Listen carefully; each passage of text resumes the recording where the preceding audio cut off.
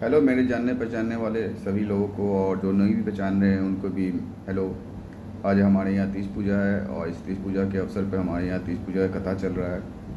सो मैं आपको ले चलता हूँ वहाँ पे।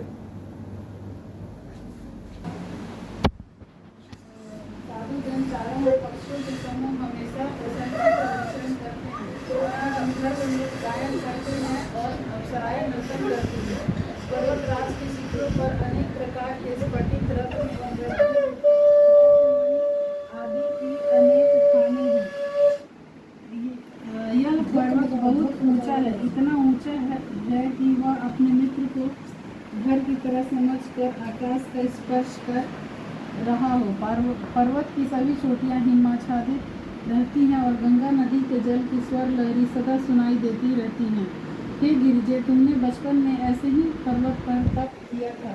इस पर्वत पर तुम 12 साल तक सिर के बल टंगी रही और धुआं पीकर जीवित रही। 64 वर्ष एकमात्र पेड़ पौधों को सूखे पत्ते खाकर जीवित रही। माघ के महीने में तुम जल में बैठी रहती थी और वैशाख की चिलचिलाती दोपहरी में पंचांगिन में तप्त रहती थी। सावन के महीने में तुम खुले मैदान में बैठी रहती थी। एक दिन तुम्हारे पिता तुम्हारे इस तरह के कष्टों को देखकर बहुत ही दुखी हुए। उन्हें बड़ी चिंता हुई कि ऐसे में मैं अपनी कन्या का हाथ किसके हाथों में दूं। तभी नारद जी आए। वास्तव में मुनिवर नारद जी तुम्हें देखने ही गए थे। नारद जी को देखकर हिमवान ने अर्घ्यपाद आसन आदि देखकर उनकी वंदना की और कहा, हे स्वामी, आप यहाँ किस हेतु आए हैं? मैं धन्य हुआ, आपका आना मेरे लिए बड़ा शुभ है। नारद जी बोले, हे पर्वतराज, सुने, मुझे विष्णु भगवान ने भेजा है, इसलिए आपके पास आया हूँ। आपका कर्तव्य है कि अपनी कन्या रत्न को किसी योग्य वर को सौंप दें।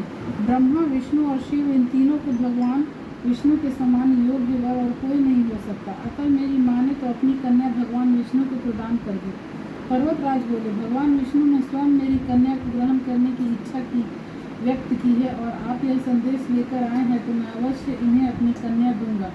पर्वतराज की ये वचन सुनकर नारद मुनि तुरंत आकाश में विलीन हो गए। हे भगवान विष्णु के पास पहुँचे, जो पीत वस्त्रधारी तथा शंख चक्र व गदा से सुशोभित थे। वहाँ पहुँचकर नारद जी ने करबद्ध हो भगवान विष्णु से कहा, हे देव, सुनिए, मैंने आपका विवाह पक्का कर दिया है। उधर हिमालय पार्वती जी के सम्मुख आप बोले, हे पुत्री, मैंने तुम्हें विष्णु भगवान को समर्पित कर दिया है। ऐसे में पिता के वचन श्रवण कर तुमने कोई भी उत्तर नहीं दिया और अपनी सखी के पास चली गई। फिर भूमि पर गिरकर तुम दुखाद्र हो रोने बिलखने लगी। तुम्हें इस प्रकार की क्रिया करते देखकर एक सखी निकट आकर बोली, हे देवी, तुम्हें इतना दुख किस कारण है? मैं तुम्हारी प्रत्येक इच्छा यथाशक्ति पूरी करने की चेष्टा करूंगी, इसमें तनिक भी संशय नहीं है। पार्वती ने कहा, मेरी इच्छा कृपया मन लगाकर सुनो।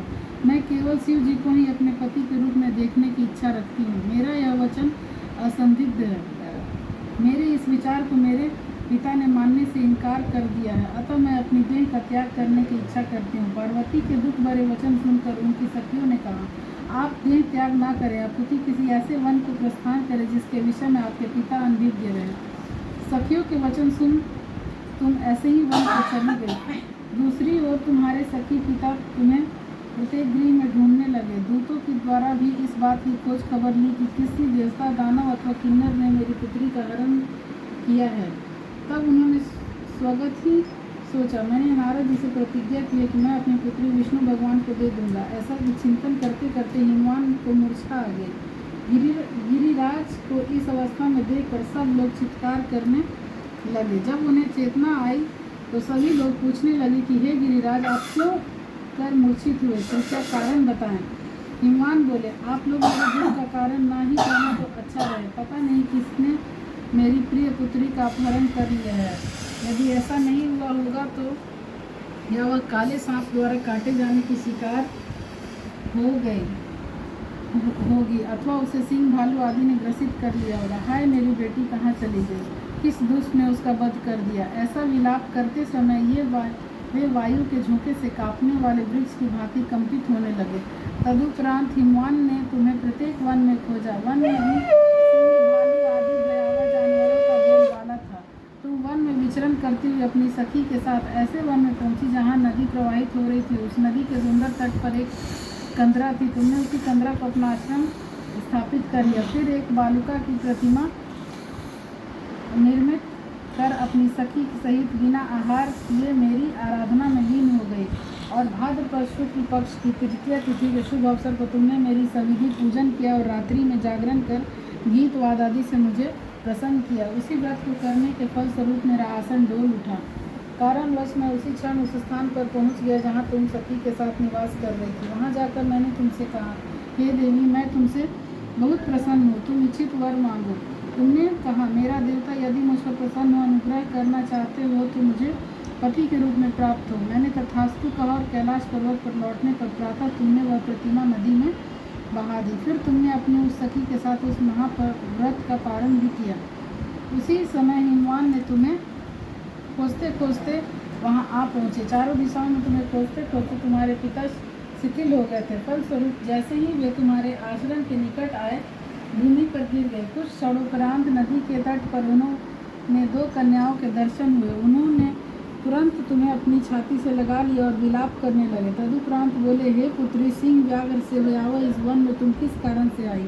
तुम पार्वती जी ने उत्तर दिया, हे पिता, मैं पूर्व ही स्वयं को शिव जी को समर्पित कर चुकी हूँ। आपने उनके साथ विवाह की बात नहीं मानी, इस कारण मैं इस भीड़ वन को चली आई। हिमवान ने उसे धैर्य बंधाया व कहा, हे पुत्री, तुम्हारी इच्छा के प्रतिकूल मैं कुछ भी ना करूँगा। उसी क्षण वह तुम्हें अपने घर ले आया और मेरा तुम्हारा विवाह संपन्न करा दिया। इसी कारण तुमने मेरा आसन प्राप्त किया है।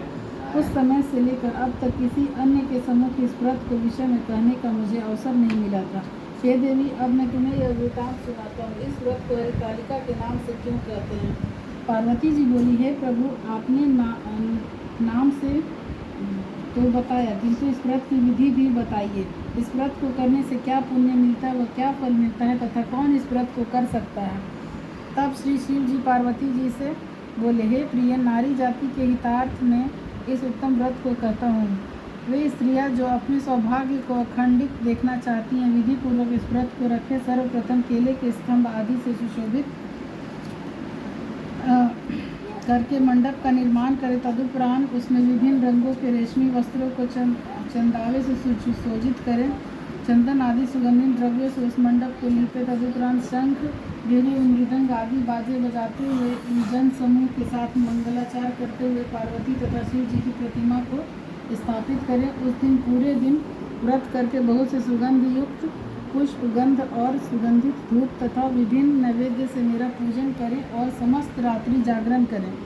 सभी बताई गई सामग्री के अतिरिक्त नारियल, सुपारी, जम्बीरी, नींबू, लौंग, अनार, नारंगी आदि जो भी फल उपलब्ध हो एकत्रित कर लें। इस ऋतु में जो भी फल फूल उपलब्ध हो उन्हें खास तौर से रखें। तदुपरांत धूप तथा दीपादि से सज्जित निम्न मंत्रों का उच्चारण करके आराधना करें। तदुपरांत शिवाय, शिव रूपाय, यहाँ से लेकर प्रश्नाभव पार्वती तक के मंत्रों को उच्चारित करके वंदन करें। इनका अर्थ है, हे शिवे, हे शिव रूपिणी मंगले, सब संपदाओं की दात्री देवी, हे शिव रूपे, आपको नमस्कार है। हे शिवे, आपको सर्वदा नमस्कार है। हे ब्रह्मा रूपिणी, आपको नमस्कार है। हे जग को धारण करने वाली, आपको नमस्कार है।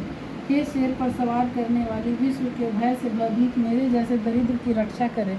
इस इच्छा को पूर्ण करने हेतु मैंने आपकी आराधना की है। हे पार्वती, मुझे राज्य तथा सौभाग्य प्रदान करें, मुझ पर कृपा दृष्टि रखें। मंत्रों के द्वारा पार्वती तथा शिव जी की पूजा करें। उसके बाद दक्षित हो विधि से कथा श्रवण करें तथा ब्राह्मण को वस्त्रादि, गोदान तथा स्वर्ण आदि प्रदान करें। स्त्री पुरुष दोनों मन लगाकर एक साथ आराधना करें। तदुपरांत वस्त्रादि जो भी हो उसका संकल्प करें। हे देवी, जो भी नारी इस विधि से मेरी आराधना करती है उसे सब पापों से मुक्ति मिल जाती है तथा वह 7 जन्मों तक सुख तथा सौभाग्य को प्राप्त होती है। लेकिन जो नारी तृतीया की तिथि को पत्रादि न करके भोजन या खानपान करती है वह 7 जन्मों तक बद्ध्या रहती है और पुनः पुनः वैधव्य को प्राप्त होती है। वह सदा दरिद्र रहती है, उसके पुत्र शोक से शुद्ध रहना पड़ता है। वह कर्कशा, लड़ाकी, सर्वथा दुखी रहती। इस प्रकार व्रत रखने वाली नारी को घोर नरक में जाना पड़ता है। तीज वाले दिन अनादि के भक्षण से शुक्रनी, फल भक्षण से बंदिया, जल पीने से शोक, दुर्धाथन से नागिन, मांस खाने से बागिन, दही खाने से बिल्ली, मिष्ठान भक्षण से चींटी, अन्य वस्तुओं को खाने से मक्षिका, के जन्म में आती है। यदि इस व्रत वाले दिन वह सोती है तो वह अजगरी तथा पति को छलने से मुर्गी बनती है। अतः प्रत्येक स्त्री को नियम पूर्वक व्रत करना चाहिए। व्रत के दूसरे दिन सवेरे स्वर्ण, चांदी, तांबा तथा बांस के पात्र में अन्न भर ब्राह्मण को दान दे तथा पारण आदि करें। इस प्रकार व्रत वाली नारी को मेरे यानी शिव जी के समान पति की प्राप्ति होती है और मरणासन अवस्था में उसका रूप तुम्हारे सदृश हो जाता है। इस व्रत को करने से वह समस्त संसारिक भागों तथा सायुज्य मुक्ति की भागी होती है। इस हरतालिका की कथा भाग के श्रवण से प्रत्येक प्राणी को 1 सहस्त्र अश्वमेध और सैकड़ों वाजपेय यज्ञ करने का पुण्य फल मिलता है। हे देवी, मैंने तुम्हें जिस व्रत का विधान बताया है यह वह सब व्रतों में अत्युत्तम है, यह संशयहीन है। जय हो सब।